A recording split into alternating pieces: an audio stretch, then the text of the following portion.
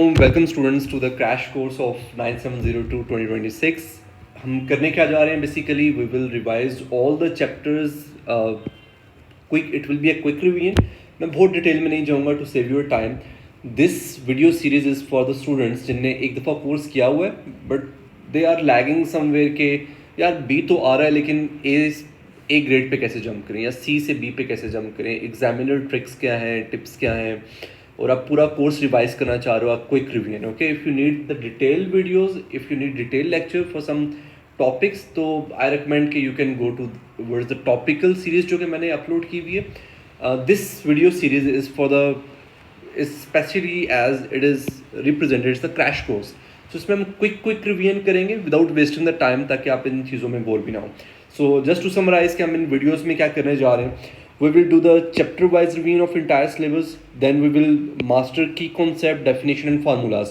अच्छा you know P1 में भी P2 में भी दोनों पेपर्स में आपसे फार्मूलाज भी पूछे जा सकते हैं, डेफिनेशंस भी हैं, और की कॉन्सेप्ट तो आपके यूज़ होते ही होते हैं, right. Then we will learn about examiner focus strategy. I believe this is the thing, that is the right time to work on that thing, right? Students को कंटेंट आता है, टॉपिक आता है, लेकिन रिप्रेजेंट कैसे करना है, उसको प्रेजेंट कैसे करना है कि एग्जामिनर आपको फुल मार्क्स दे। Some time you lack this thing, तो वी विल डिस्कस कि आप फुल मार्क्स कैसे यहाँ पे ले सकते हो। Then we will avoid the common mistakes.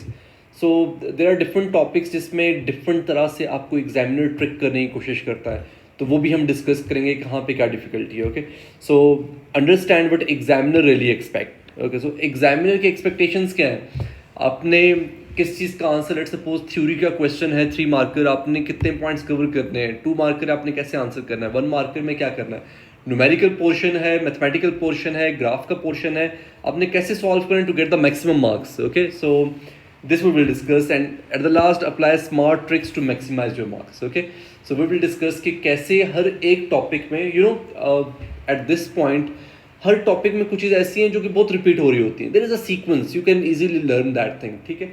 फिर आपके पास देयर इज़ अ सीक्वेंस के हर क्वेश्चन में there are fix techniques, fix tricks जो कि एग्जामिनर आपके साथ करता है। अगर आपको वो पहले से आइडिया हो तो आप उसको बड़ा इजीली टैकल कर सकते हो, राइट। तो वो we will discuss that thing as well. Okay, so I request you to stay till the last moment, ताकि कोई भी चीज़ आप पॉइंट मिस मत करो। ये जो वीडियो आपके सामने आ रही है, the lecture that I am showing the PDF file, I will upload it in the description, तो आप वहाँ पे लिंक के थ्रू इसको डाउनलोड भी कर सकते हो। तो if you don't want to write anything, you can just focus on the lecture, ताकि आप इसमें से मैक्सिमम बेनिफिट ले सको, and later on you can note down the notes, okay, or you can download the PDF, or you can take the screenshot, whatever convenient for you. But what I want, पे the full attention, ताकि जहाँ पे मैं tricks बता रहा हूँ, tips बता रहा हूँ, जहाँ पे एग्जामिनर रिपोर्ट्स को या डिफरेंट चीज़ों को, कॉमन मिस्टेक्स को या कॉमन ट्रिक्स जो एग्जामिनर आपके साथ करता है वहाँ पे डिस्कस किए जा रहे हैं, ताकि वो आपके माइंड में रहे। Okay, so let's begin with let's discuss physical quantities and units. First of all, you need to understand what the physical quantity is. Okay, so physical quantity होती क्या है? Any quantity that you can measure, that is called physical quantity, that you can physically measure, right? अच्छा, physical quantity में there are two things जो कि हर एक physical quantity में present होंगी. One is the magnitude, numerical magnitude, and second thing is its unit. Let's suppose you are measuring mass of something. अगर आप mass measure करेंगे, it will give you some value. Let's suppose it can be 50, and you will write down the units with it. It can be 50 kg. So this 50 is showing you the numerical magnitude, ठीक है, and kg is representing unit.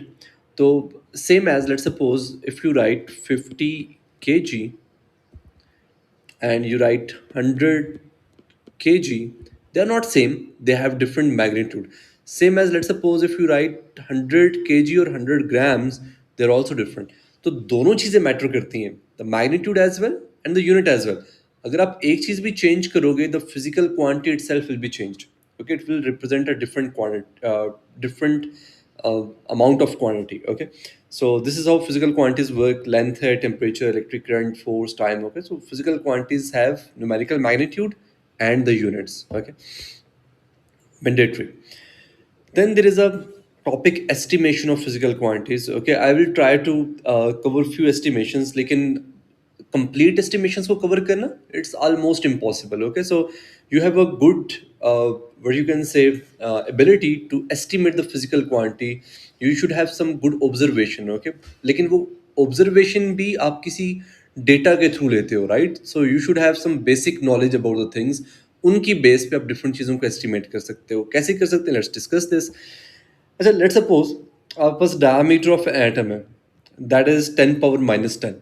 अब this is something जो आपने कभी देखी नहीं है, right? तो अगर मैं कहूँ you should have a good ability to estimate that thing, so that is wrong. You have to memorise it. There is a some background knowledge जिसके थ्रू आप कर सकते हो। तो आपने मेमोराइज करना है कि डायमीटर ऑफ एटम जो होता है दैट इज 10⁻⁻10। आपसे अब रेडियस पूछा जाए, यू कैन कैलकुलेट। आपसे वॉल्यूम पूछा जाए एटम का, you can calculate by using the formula. Now this thing depends on the basic knowledge and the knowledge of basic formulas and the shapes. Same as, let's suppose, wavelength of UV radiation आपसे you have to memorize 10 nanometer. आपसे frequency पूछी जाए तो you should know कि frequency आपके पास क्या होती है, it is V by lambda. अच्छा, you should know V क्या होता है, UV is electromagnetic wave, तो V is the speed, V will be 3 into 10 raised to power 8 metre पर सेकेंड। ओके, तो ये कुछ छोटी छोटी चीज़ें हैं जो कि कंबाइन होकर आपके एस्टिमेशन को करेक्ट बनाती हैं। लेकिन एस्टिमेशन के लिए भी आपको कुछ बेसिक नॉलेज याद होना चाहिए। अडल्ट ह्यूमन की height it can be 2 metre approximately, ठीक है? तो ये different physical quantities, you can take the screenshot और the link of these notes I will share in the description. आप वहाँ से डाउनलोड भी कर सकते हो। Okay, I will share the link of it, तो यू कैन मेमोराइज इट और इसकी बेस के ऊपर आप डिफरेंट फिजिकल क्वांटिटीज को एस्टिमेट कर सकते हो। Okay, let's move forward. SI based unit क्या है? This is the same thing जो कि आपने आईजीसीएसई में पढ़ा। There are total 7 SI based unit. Okay, base वो यूनिट हैं जो कि जिनकी बेस पे आप बाकी की सब यूनिट्स को ड्राइव करते हो या डिफाइन करते हो। ओके, अच्छा, इनको ऐसे भी आप समझ सकते हो कि they can be directly measured. इन सबको मेजर करने के लिए you can directly use the operators and without the help of any other physical quantity you can measure them. You can also say that. Okay, तो 5 physical quantities use होंगी आपके पास, base quantities. जो 2 हैं वो irrelevant है physics में, वो they are not mostly used. Okay, so mass है, मास इज केजी। अच्छा, this is also misconception. Mostly student think like के किलो तो यार प्रीफिक्स होता है तो it will be a gram. Gram is not SI unit, SI unit is KG. Length की metres है, टाइम की सेकंड, करंट की ampere. Now this is another misconception. Mostly student समझते हैं कि चार्ज बेस्ड यूनिट है, करंट नहीं। हालांकि ऐसा नहीं है। Charge is a derived unit, current is a based unit. Okay, ये क्यों आपको बता रहा हूँ? There will come a question, they will ask you to derive different quantities in term of the base quantities. तो अगर आपको पता ही नहीं है कि बेस क्वांटिटी है कौन सी, तो आप उसको ड्राइव कैसे करोगे, right?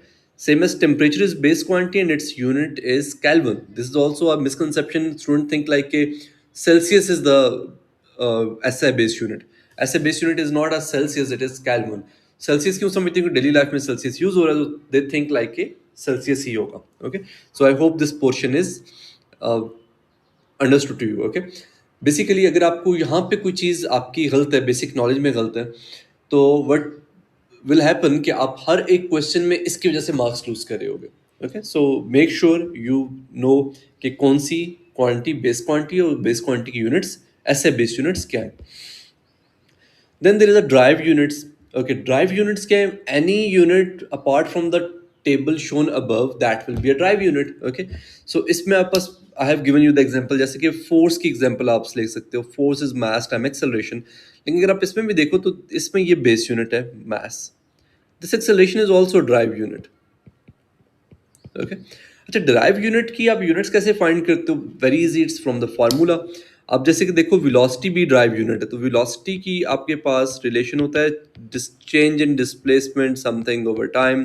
Displacement is measured in metre, time is measured in seconds, तो मीटर पर सेकंड, ये आगे वेलोसिटी के ड्राइव यूनिट्स। एक्सेलरेशन होता है change in velocity over time, change in velocity भी मीटर पर सेकंड में होगी और टाइम आपके पास सेकंड्स में होगा, तो metre per second divide by second is metre per second square. अब अपने फोर्स के फाइंड करने हैं, force is equals to m into A. Now we know m is equals to, इसकी यूनिट्स होती हैं kg और a की यूनिट्स मैंने ये निकाली है, it is ms minus 2। So this will be kg metre पर सेकेंड स्क्वायर। तो इस तरह से आपको किसी भी ड्राइव यूनिट को इन term of base unit define करना आना चाहिए। Okay, they can ask you. Okay, let's move forward. Homogeneity of physical equation. अच्छा, ये होमोजेनिटी क्या है? This is homogeneous equation. I believe आप लोगों ने मैथ्स में भी इसका इंट्रोडक्शन पढ़ा होगा। होमोजेनियस ऐसी इक्वेशन है जिसकी लेफ्ट साइड और राइट साइड इक्वल होती है simply. Okay, that equation will be called homogeneous. So किसी भी फार्मूला, किसी भी रिलेशन के ठीक होने के लिए द बेसिक कंडीशन इज के दैट शुड बी होमोजेनियस। उसकी लेफ्ट साइड पे जो यूनिट्स हैं वो राइट साइड की यूनिट्स के इक्वल होनी चाहिए। तो to check the homogeneity of the equation हम क्या करते हैं? There are three steps that we can do. One is we can check the units on both sides of the equation. Okay, फिर हम क्या कर सकते हैं? Determine if they are equal. अगर लेफ्ट साइड की यूनिट राइट की equal है, that formula is correct, that equation is correct because they are homogeneous. If they do not match, the equation will be adjusted. Okay, so these three things can be done.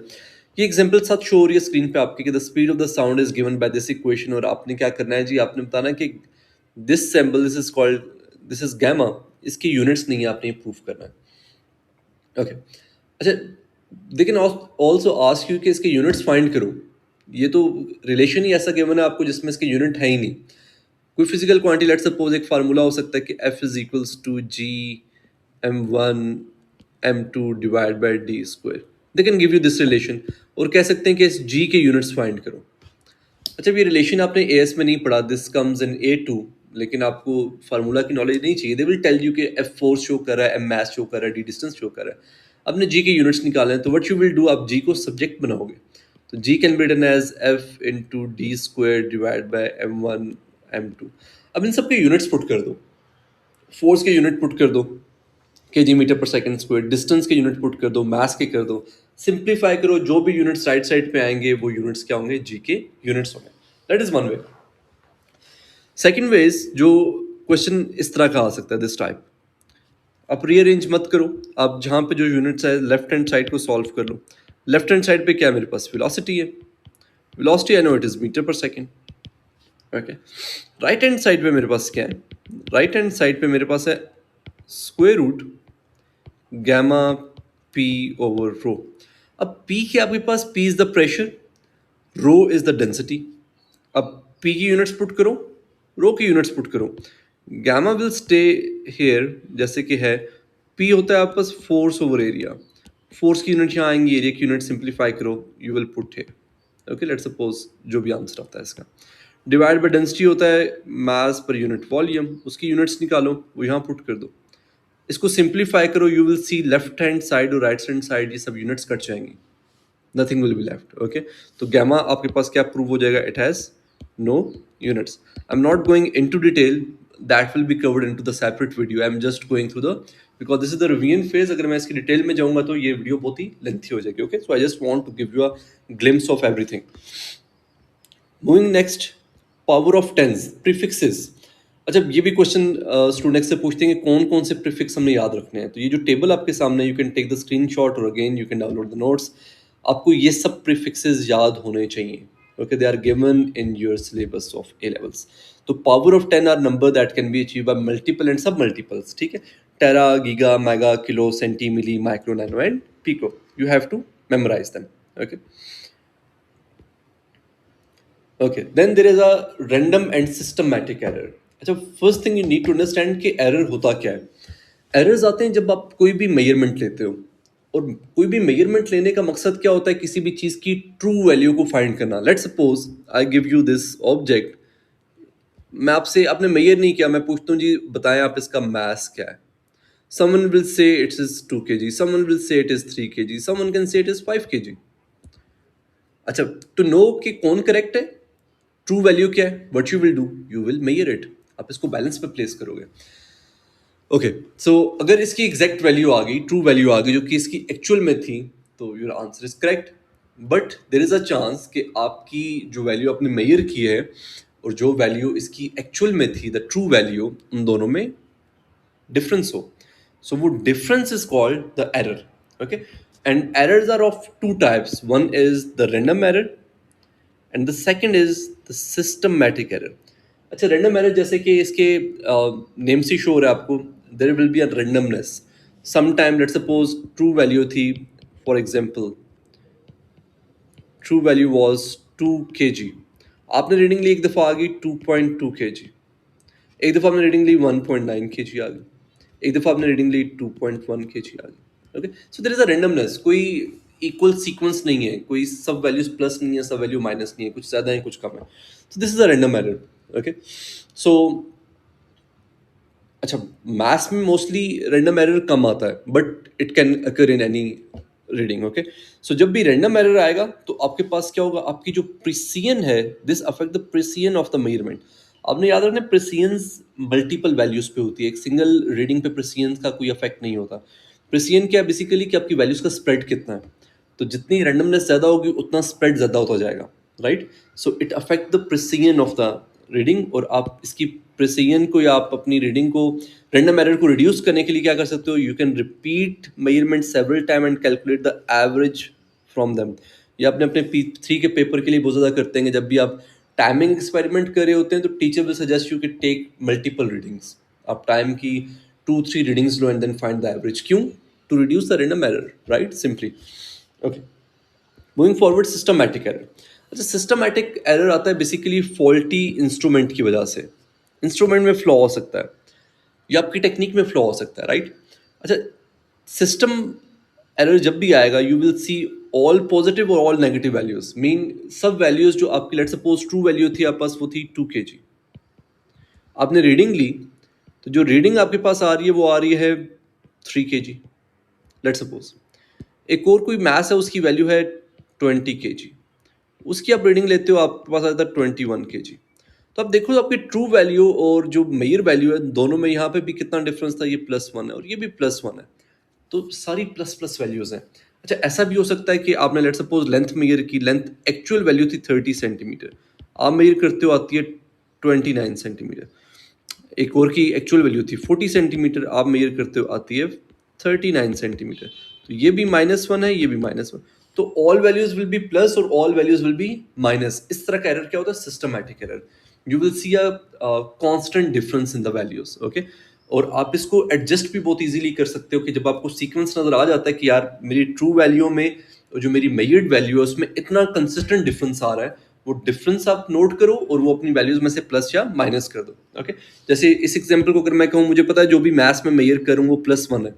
So let's suppose I get the reading 21, I will know कि ये maths actual में यार 20 है, इसकी reading 21 आ रही है.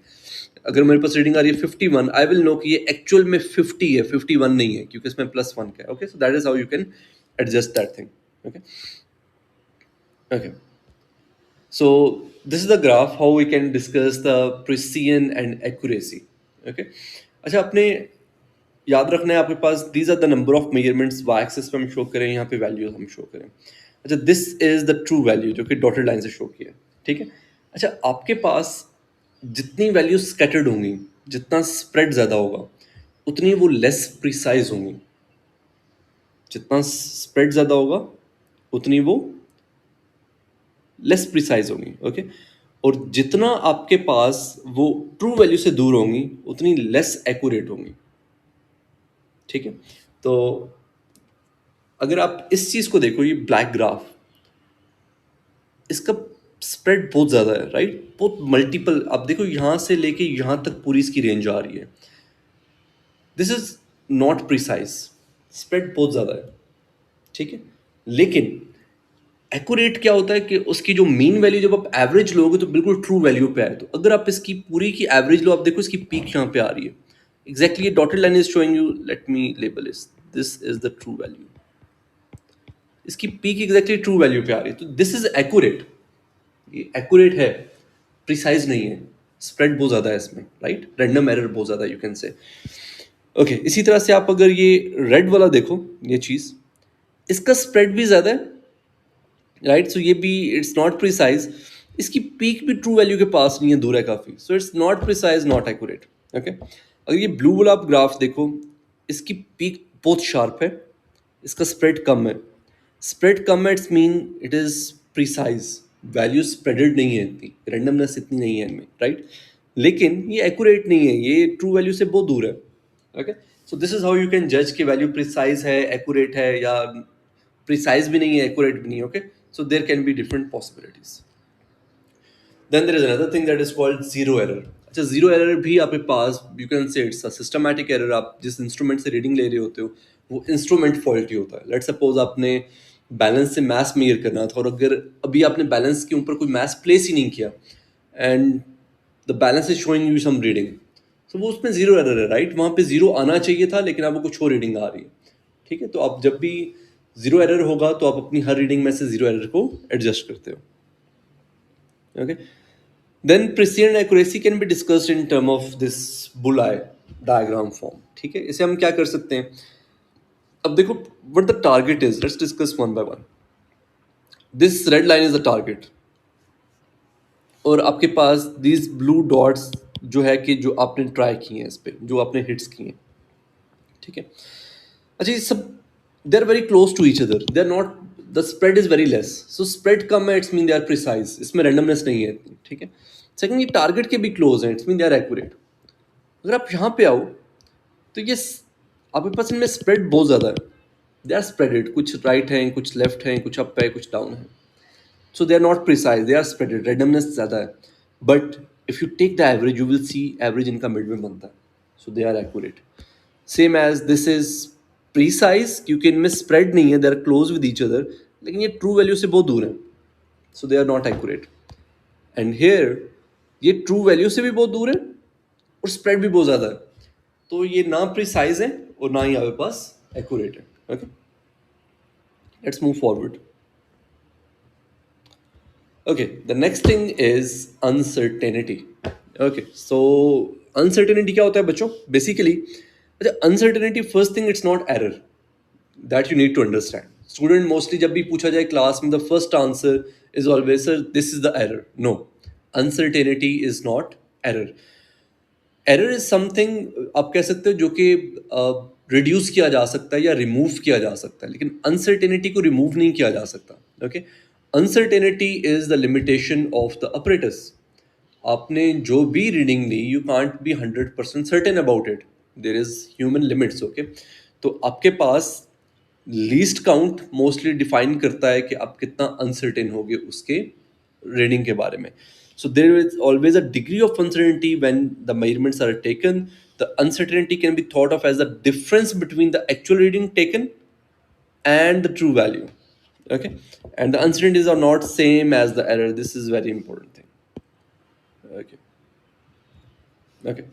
So uncertainty के साथ आप डील कैसे करते हैं? जैसे हमने कहा है कि हर एक रीडिंग में अनसर्टेनिटी होगी आपके पास, राइट. तो हमने डील कैसे करना है. अच्छा, अनसर्टेनिटी आपके पास there are of 3 different types जो कि हम डिस्कस करेंगे या डील करेंगे. One is the absolute uncertainty. अच्छा, absolute uncertainty is related with the least count. ठीक है, ऑपरेटर्स की एब्सोल्यूट अनसर्टेनिटी क्या होगी? That relates with its least count. अच्छा, वो डिपेंड नहीं करती कि आपने मेजरमेंट क्या लिया या etcetera etcetera. Fractional uncertainty is another term. This depends on the least count and this depends on the measurement taken. Okay, ये उन दोनों की रेशियो है बेसिकली. जो आपने मेजरमेंट ली है उसकी और आपके पास जो उसका लीस्ट काउंट था, एब्सोल्यूट अनसर्टेनिटी जो है, उन दोनों की रेशियो है. और परसेंटेज में आप सिंपली फ्रैक्शनल अनसर्टेनिटी को 100 से मल्टीप्लाई करते हो तो यू गेट द परसेंटेज. ये भी हम डिस्कस करेंगे कि how we can find it. Okay, so how we can find the uncertainties in different situations. Okay, actually there are different rules. First thing, uncertainty in reading. अब let's suppose lab में हो and you are using the voltmeter. तो voltmeter जब भी आप use करोगे, half the smallest division जो आपके पास लीस्ट काउंट था उसका हाफ. ठीक है, लीस्ट काउंट हाफ. ये आपके पास एनालॉग वोल्टमीटर की बात की जा रही है जिसके ऊपर आपके पास आपको लाइंस शो होती हैं, राइट, डिवीजन्स शो होती हैं. So half the smallest division. Okay, when you are taking reading from the scale. Okay, so जब when you are taking the measurement, तब क्या होगा? It will be the at least smallest division. Least count के at least equal होगा ये. ठीक है, ज़्यादा भी हो सकती है, डिपेंड एक्सपेरिमेंट किस तरह का है, लेकिन at least it will be equals to least count. The uncertainty in repeated value, ये आपका P3 में बहुत यूज होता है जब आप when you are taking multiple readings, तो आप क्या कर सकते हो, रेंज को डिवाइड कर सकते हो 2 से, half of the range will tell you the uncertainty. ठीक है, रेंज क्या होती है, मैक्सिमम वैल्यू जो आपके पास आई है वहाँ पे minus the minimum value. Okay, and uncertainty in digital readings, जब आप डिजिटल रीडिंग्स ले रहे हो you can be using any operators. ठीक है, the last significant digit unless otherwise coated. ठीक है, तो वो आपके पास क्या होगा, लीस्ट काउंट होगा। ओके, वो आपके पास अनसर्टेनिटी होगी। Let's take this example. ये आपके पास शो किया जा रहा है, आपके पास एमीटर, ठीक है, and you are taking the measurement for the current. तो सबसे पहले तो आप रीडिंग लोगे, फिर अनसर्टेनिटी देखोगे। फर्स्ट रीडिंग अगर मैं देखूँ यहाँ से, सो this is 5 divisions are showing the 5 milliampere. So this is 1 milliampere, this is 2 milliampere, and one small division यहाँ से यहाँ तक देखो तो 1 2 3 4 5, so 5 lines are equals to 1 milliampere. So one line is equals to 1 milliampere divided by 2. This is the way, sorry, divided by 5. That will give you 2 milliampere, 0.2. हर एक line 0.2 show करी, and this is at this point, so this is 1.2 1.4 and this is 1.6। तो reading तो आ गई हमारे पास 1.6 मिली ampere. अच्छा, अब uncertainty क्या है इसमें, अगर आप देखो स्मॉलेस्ट डिवीजन क्या है, smallest division there I have calculated, this is the least count. ठीक है, तो मेरे पास इसमें जो अनसर्टेनिटी होगी, absolute uncertainty, that will be the half of the least count. Least count का half, that will be the uncertainty. उसके बारे में आप श्योर नहीं हो, okay, that we are uncertain. Okay, so it will be 0.1 milli ampere. So how we can write it, यहाँ पे आप इसको इस तरह से लिख सकते हो, दिस थिंग इज, अगर आप यहाँ पे देखो, ये आपके पास शो कर रहा है मेजर्ड वैल्यू। ठीक, and this is the absolute uncertainty.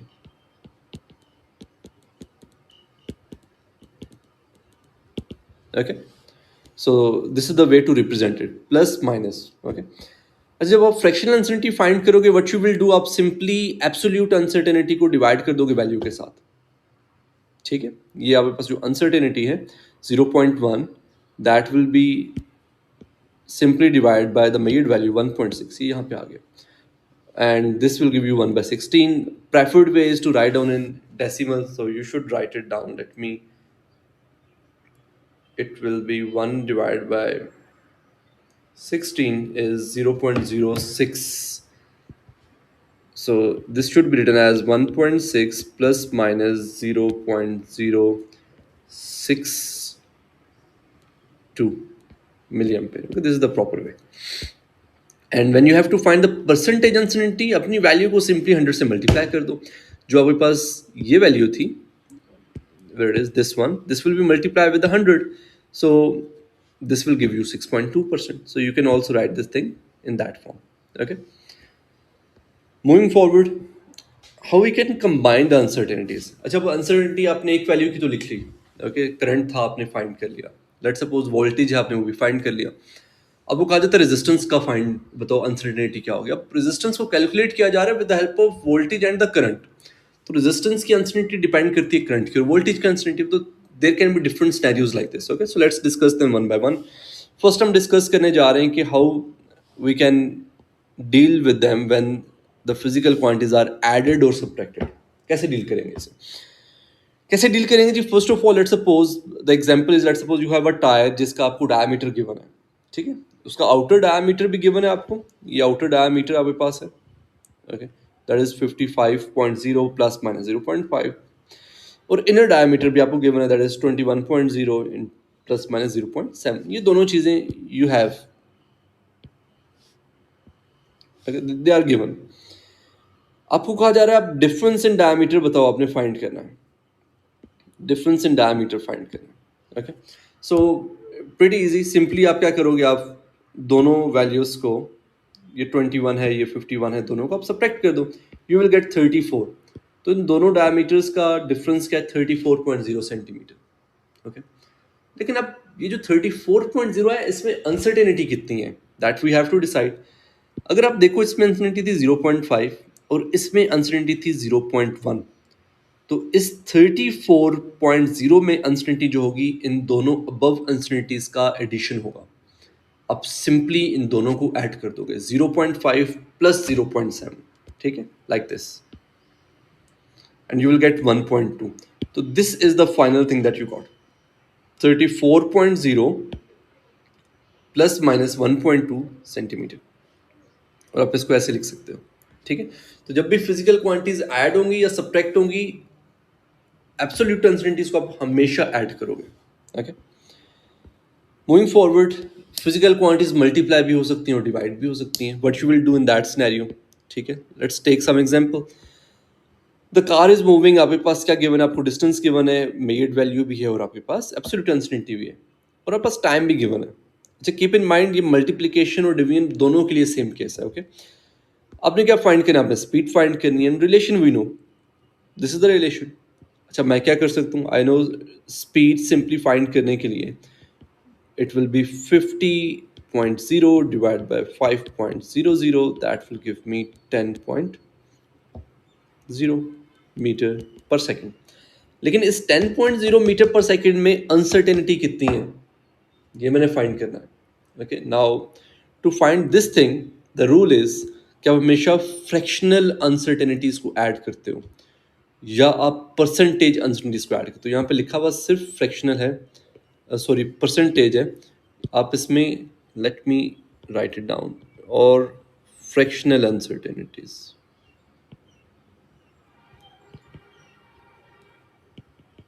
Okay. Now it depend कि आप कब परसेंटेज करोगे कब फ्रैक्शन करोगे ऑन द क्वेश्चन।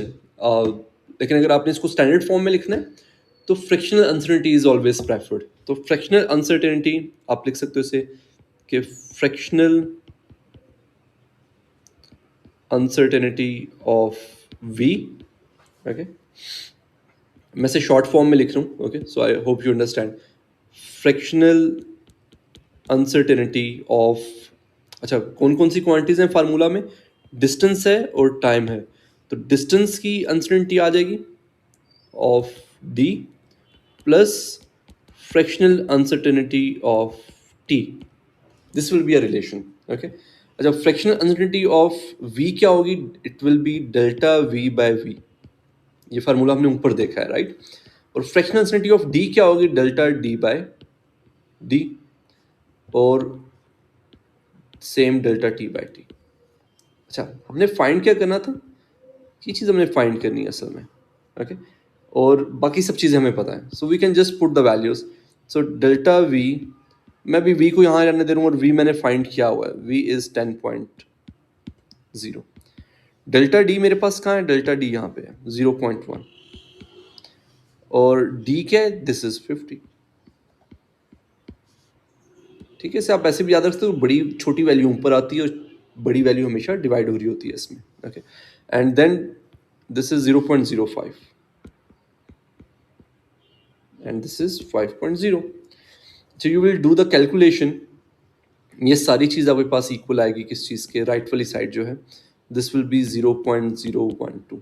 अब डेल्टा v बाय वी आ गया आपके पास 0.012, लेकिन मुझे डेल्टा v बाय वी नहीं चाहिए, मुझे डेल्टा v चाहिए, that is the absolute uncertainty.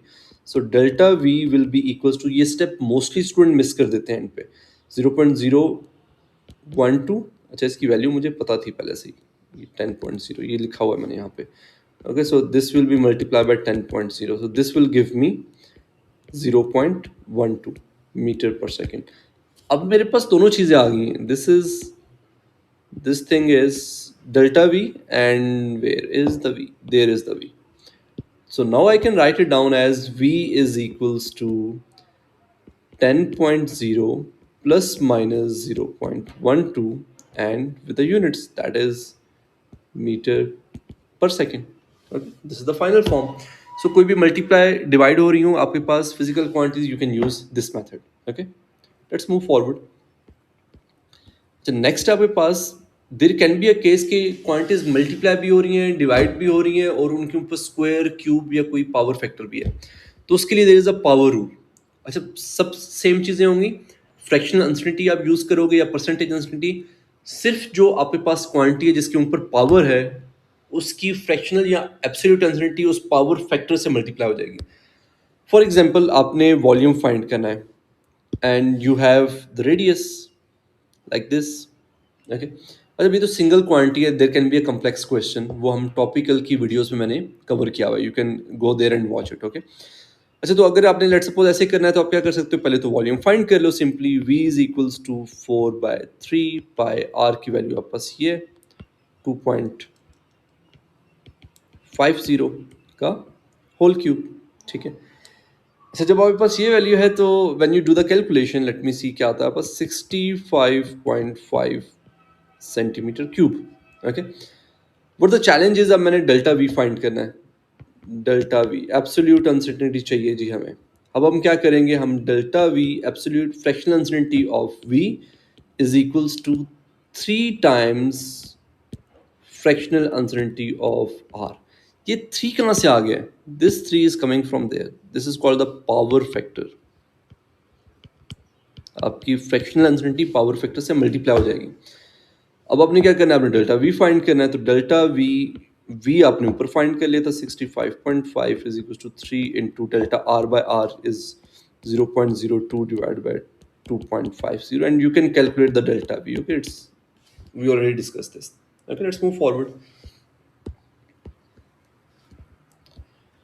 अच्छा, next is what is scalar and vector. Very basic concept. Scalar कोई भी ऐसी क्वांटिटी है जिसमें डायरेक्शन इन्वॉल्व नहीं होती, right? And the vector is the quantity जिसको डिफाइन करने के लिए you need direction. Okay, that is called vector quantity. And there are many examples I am showing you on the screen. You can note it down if you want to. Next आपके पास है combining vector. अच्छा, I feel this is another challenging topic जिसमें student अक्सर mistake करते हैं, चाहे वो MCQs हो चाहे वो आपका थ्योरी का पेपर हो. वेक्टर्स को कैसे कंबाइन किया जा सकता है? There are two different methods. One is, अच्छा there are different names as well for that thing. One is called the triangular method, या इसको हेड टू टेल रूल भी कहते हैं, right? Let me write it down. Head to tail, tip to tail भी कहा जाता है. Okay, अब किसी भी वेक्टर को कैसे ऐड या सब्ट्रैक्ट कर सकते हो? What you have to do, first step, you have to link the vectors head to tail. Head to tail, जहाँ पे फर्स्ट वेक्टर का हेड है वहाँ सेकंड की टेल आएगी, जहाँ सेकंड का हेड है वहाँ थर्ड की टेल आएगी. प्रीवियस वेक्टर का हेड होगा जहाँ पे, वहाँ पे नेक्स्ट वेक्टर की टेल होगी. That is how they will be added. जो रिजल्टेंट होगा वो फर्स्ट की टेल से लास्ट के हेड तक होगा. ओके, अच्छा there can be different example. एक एग्जांपल तो आपको ये सामने शो हो रही है, राइट? अच्छा, but to better understand let me do it here. Where is the space? Let's do it here. Let's suppose मेरे पास I have a vector. This vector is A, okay, and there is some other vector. I can say this is a vector B. आपने find करना है A plus B. Okay, what I have to do, मैं सबसे पहले तो A vector को imagine करूंगा कि ये लेट्स सपोज दोनों में से किसी भी वेक्टर को आप फर्स्ट ले लो. I am taking A as the first vector. ये फर्स्ट वेक्टर मैंने यहाँ ड्रॉ कर दिया. फिर बी को मैं इमेजिन करूंगा कि आई एम, इमेजिन कर लें या आप ड्रॉ कर लें. Basically you have to lift that vector in a way that इसकी टेल को ए के हेड पे प्लेस कर दो यहाँ पे, इस तरह से. ओके, अब जो रिजल्टेंट वेक्टर है वो आप हमेशा ड्रॉ करोगे. It start from the tail of the first, यहाँ से, and it should be towards the head of the last. ये this is the resultant vector. That is the basic way. अच्छा, एक और एग्जाम्पल आते हैं पास. They can ask you A minus B. ये क्या होगा? अच्छा, A माइनस बी आपने याद रखना है. This is A plus minus B vector. Okay, this is same, दोनों में कोई डिफरेंस नहीं है. A minus B is also addition of vectors, लेकिन इसमें क्या किया जा रहा है, माइनस बी वैक्टर को A के साथ ऐड किया जा रहा है. सो अगर B ऐसे है तो माइनस बी वैक्टर भी इतनी ही लेंथ का एग्जैक्टली ऑपोजिट डायरेक्शन में होगा. That is minus B. Okay, same rule apply होगा इस पे. You can draw the A vector somewhere. Let me do it here. और आपने बी को लिफ्ट करना है इन अ वे दैट इसकी भी टेल इसके हेड पे आनी चाहिए यहाँ पे. Same rule, all the method is same. आपने क्या करना है, ए के टेल से बी के हेड तक ले जाना है ऐसे। This is resultant, that is a basic way. Okay, mostly वो आपसे जज करने के कहते हैं कि यू हैव टू जज के रिजल्टेंट वेक्टर कहाँ है, एमसीक्यूज में क्वेश्चन आ जाएगा, या फोर्सेस रिजॉल्व करनी होती है कई दफा। रेजोल्यूशन ऑफ फोर्सेस को हम आगे डिस्कस करने जा रहे हैं। Okay, let's move forward. आपके पास, अच्छा, दिस इज़ वेरी फेमस। ये जब हम आगे डिस्कस करेंगे डायनामिक्स को और फोर्सेस को, वर्क को, देन वी विल डिस्कस कि इक्विलिब्रियम और ये सब चीज़ें क्या हैं बेसिकली। अच्छा, इक्विलिब्रियम में बेसिकली क्या होना चाहिए, नेट फोर्स जीरो होनी चाहिए, रिजल्टेंट फोर्स जीरो होनी चाहिए। तो जितनी भी फोर्सेज हैं वो सारी जब एडअप हों तो they should give you zero. अच्छा, डायग्राम से देख के कैसे पता चलेगा, आप सेम प्रोसेस अगर अप्लाई करो, they should be added in a way that कि वो साइक्लिक चीज़ बना रही हो। साइक्लिक कैसे, यानी इसको हेड और टेल रूल से ही ऐड किया है इस पूरी चीज़ को। तो आपके पास क्या बन रहा है, ये फर्स्ट वेक्टर है। अगर आप देखो, ये एग्जैक्टली यही चीज़ है। फर्स्ट वेक्टर के हेड पे इनने सेकंड की टेल प्लेस की यहाँ से, और थर्ड वेक्टर जो था वो सेकंड के हेड पे आ गया, दिस वन।